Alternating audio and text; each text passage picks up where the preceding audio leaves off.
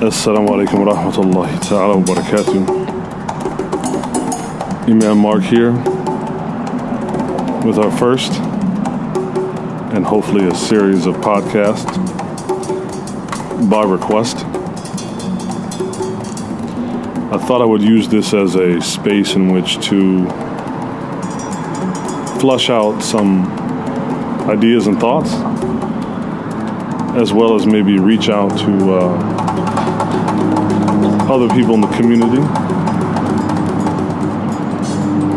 Try to get the thoughts and pulses of what's going on in the Muslim community.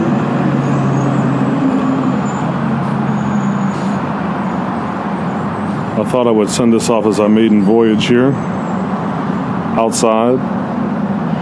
You know, I listen to a lot of those podcasts that are all done, and they're very clean and precise.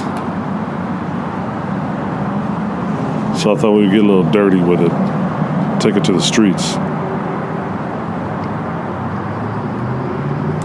So one of the things I wanted to maybe begin with was just reflecting on a piece from last week's khutbah. And I had made a statement in which I said that the one who understands who Allah is and what Allah wants from them and what Allah has promised them, meaning promised them both in this life and in the next, then the future holds no fear for that person. And I had used that as a springboard for the khutbah because, particularly with the 2016 election, the way that things have been framed, not just simply on the Republican side, I think on the Democratic side as well. I think on the Republican side it's more obvious.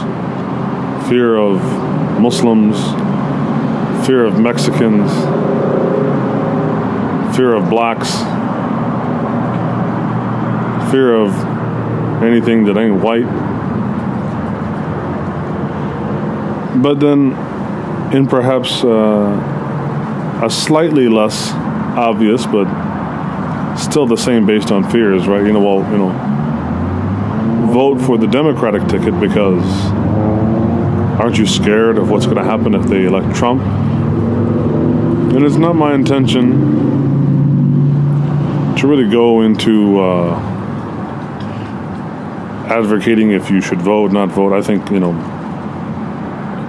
you're Muslim, you're an adult. I think you can make up your mind. Some people will say, well, brother, you're in a leadership position. Well, I think the job of leadership is not simply to tell people what to do, but it is to maybe challenge them and not always make them feel comfortable.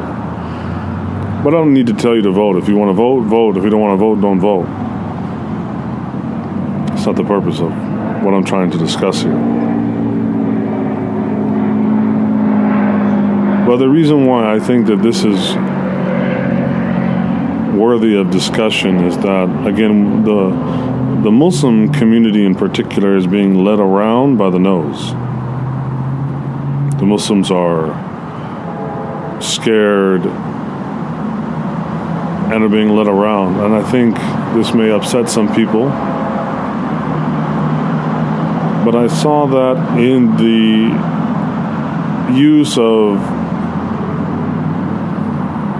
Qaiser Khan at the DNC when he and his wife, I hate to use such language, but they were trotted out by the DNC and used as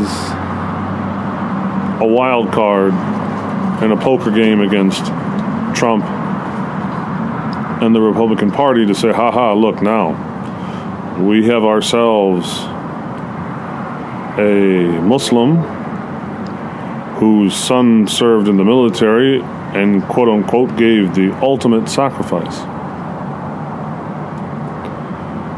And while I most certainly sympathize with the Khans, I can only imagine what it's like to lose a child.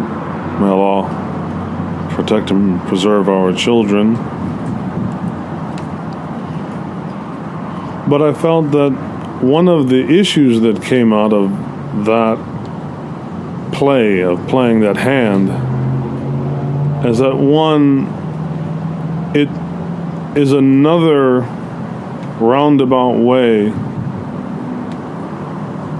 of cementing the narrative of Muslims in America in a foreign narrative. And what I mean by that is, here are the Khans that came here from Pakistan. Even though he's wearing a suit and a tie, he speaks in a very thick accent. And he talks about how he came to the country with nothing and how it afforded him so many opportunities. And on one hand, that may be very true in his case, that perhaps he did come here with nothing and the country did afford him many things, but that's kind of respectability politics, and it also plays into the narrative of the model minority. The model minority is the one that can come here and make something of themselves so long as they don't stir the pot, and so long as they don't challenge institutions and infrastructure of oppression. So it's fine to come here and to make a buck and do well. Now, if that means that black people are getting shot and beaten by the police, and if Mexicans are getting deported and so on and so on, well, that's not your problem. So you can be propped up to talk about how wonderful the country is without showing any of its underbelly. So one, I think it does that. Secondly, it really showcases, or reinforces, I should say, the stereotype that Muslim is always tied to a foreign trajectory. Now, what's really interesting is that Ann Coulter, who we all loathe and love, said something actually that worthy of consideration. So very shortly after the speech by the Khans, of course, she came out and made some remarks, and she was even denounced by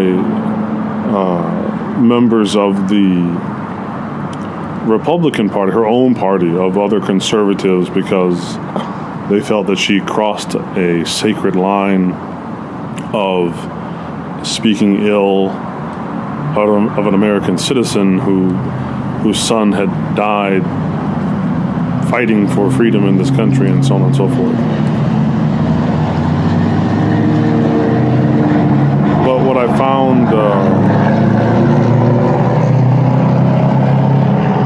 found really telling about Coulter's remarks is that she said, look, here's this brown guy up on stage in a thick accent. And then she said that, and I'm paraphrasing here, you can look at her article, that essentially America was much better back in 1965. We need to take it back to a sort of a 1965 state. Why?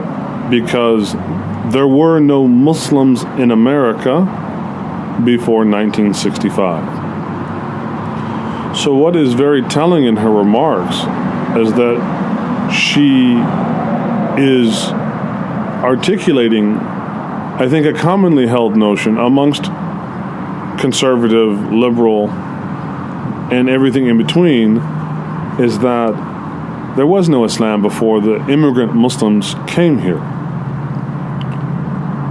So yes, this goes back to race. So the idea that Islam is indigenous to America, that it's indigenous amongst not only African Americans, but there were obviously white American converts and whatnot, but obviously the most glaring group that is completely ignored is Black American Islam.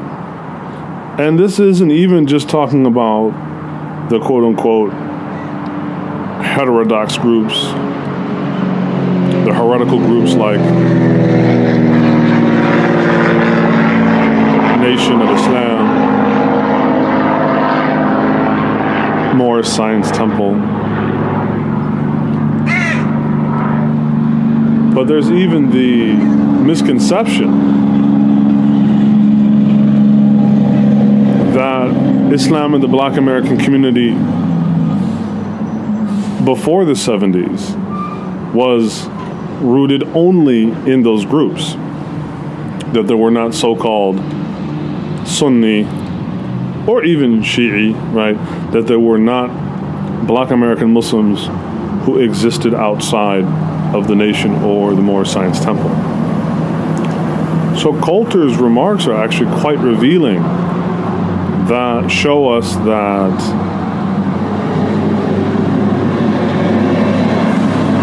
the way that Muslims are conceived of in America is that they are indelibly foreign. And therefore, from the more obvious Republican side of things, if we can tighten up this immigration thing, if we can ban the Muslims from coming, right? If we can ban the Muslims coming from America, then essentially there won't be any Islam in America anymore. Why? Because Islam is not native to America.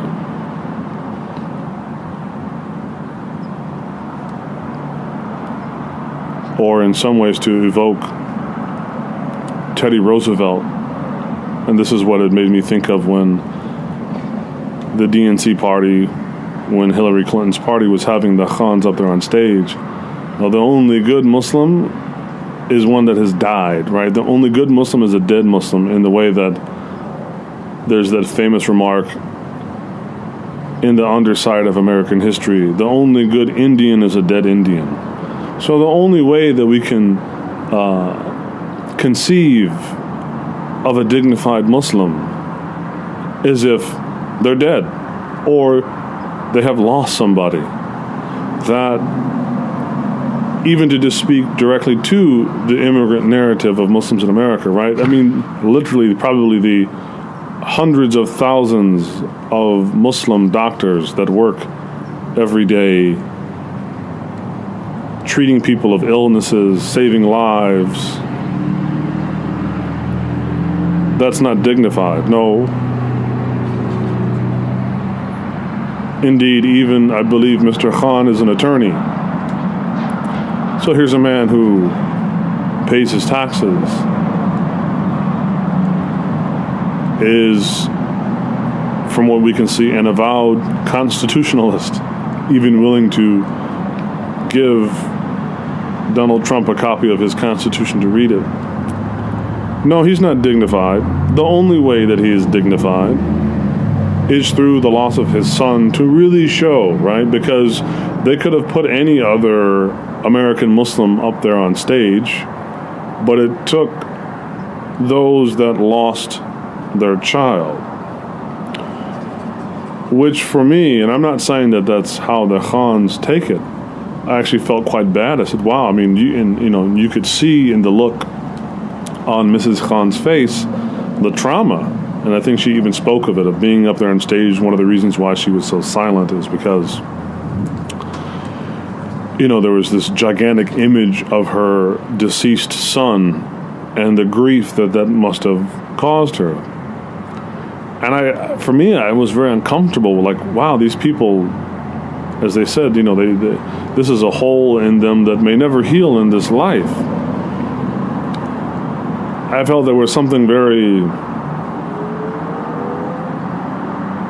distasteful about trotting that out and using it, purely for political purposes. And then it really goes to show that you can't shame these people. I think the hand that they dealt, right, was that, okay, we'll show you our flush, our full house, we'll reveal our hand, and that somehow we will shame the conservatives, the Republicans, the Trump party into acknowledging that there can, in some way or some manifestation, there can be dignified Muslims. And as we saw, right, I mean, Ann Coulter wrote her reaction essay. Donald Trump himself called into question other things about them. And it really showed that that particular camp, you can't shame them into changing their mind or how they think or conceive of Muslims. Now, what are we going? This is why I think we have to ask ourselves, and this is where I think the likes of Dr. Jackson's work, which is I think highly misunderstood, not only outside the Muslim community but within, and why his insistence on talking about race, or like people like Professor Abdullah bin Hamid Ali, who teaches at Zaytuna from Lamppost, why he continues to talk and have discussions about the importance of race. And that is because there's only two people in America that don't get asked where their mom and dad is from. That's white folks and black folks. I mean, you can ask Latinos, any Mexicanos, Latinos that have been here for, who knows how long, since we annexed Mexico from them. And they'll be continuously asked, where are you from? Or the same thing with, numerous different Asian American ethnic groups, Chinese, Vietnamese, Korean, so on and so forth. Where are you from? Well, where is your dad from? And so on and so on and so on. There's really only two groups. So for Islam to succeed in not being cut adrift, or to succeed in not being abused or politicized, in the case of the Khans, is for the Muslim community itself to demand representation based upon these two things, right? You could take Sheikh Hamza Yusuf,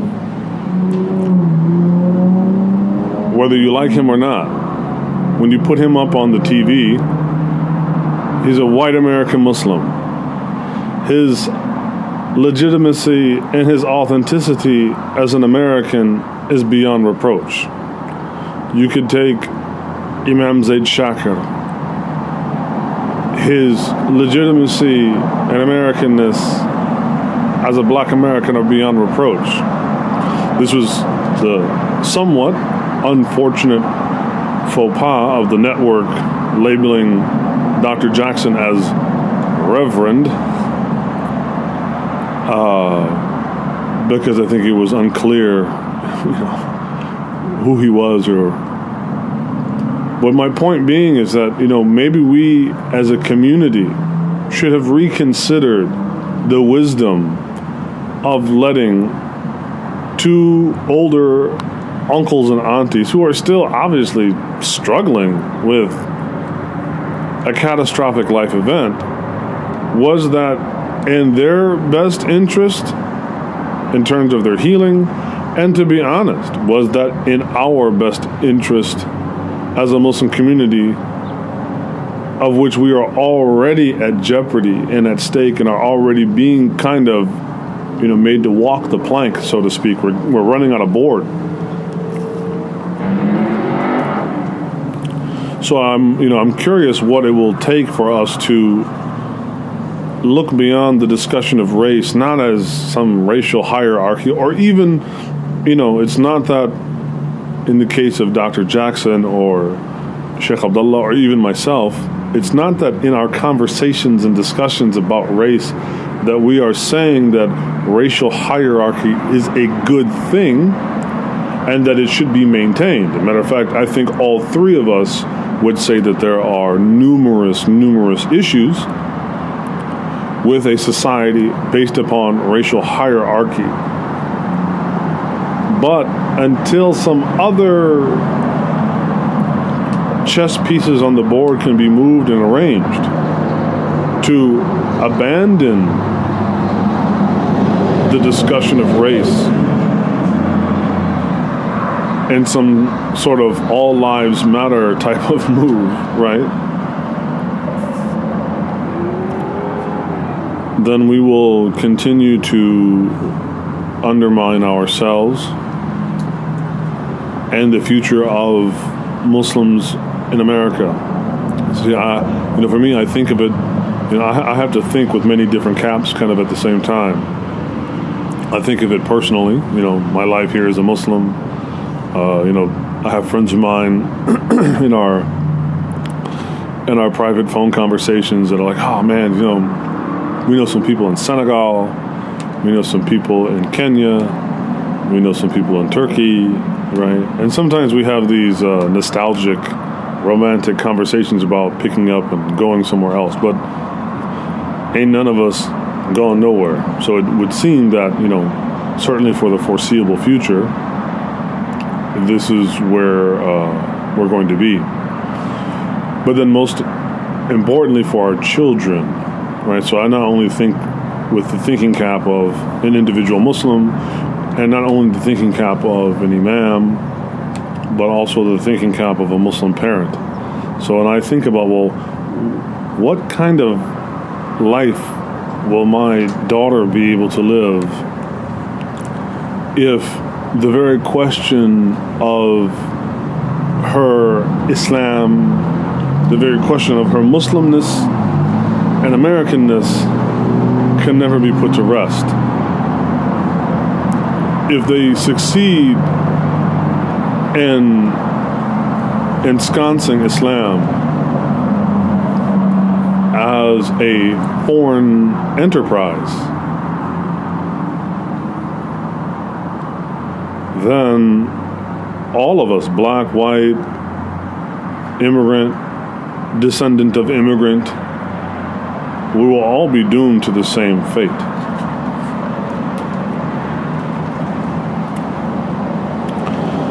So, nobody jump to any conclusions. I'm not angry at the Khans or blaming them. I'm just, looking at that, and I'm thinking, if is that the play we should be making right now? Should we be doing that kind of play? Is that even a viable play? Again, can we shame these people? No. And should we allow ourselves to be co-opted by a party? Whether it be Democrat, Republican, Green, Libertarian, what should we allow ourselves to be co-opted in this way? Or should we have a deeper strategy?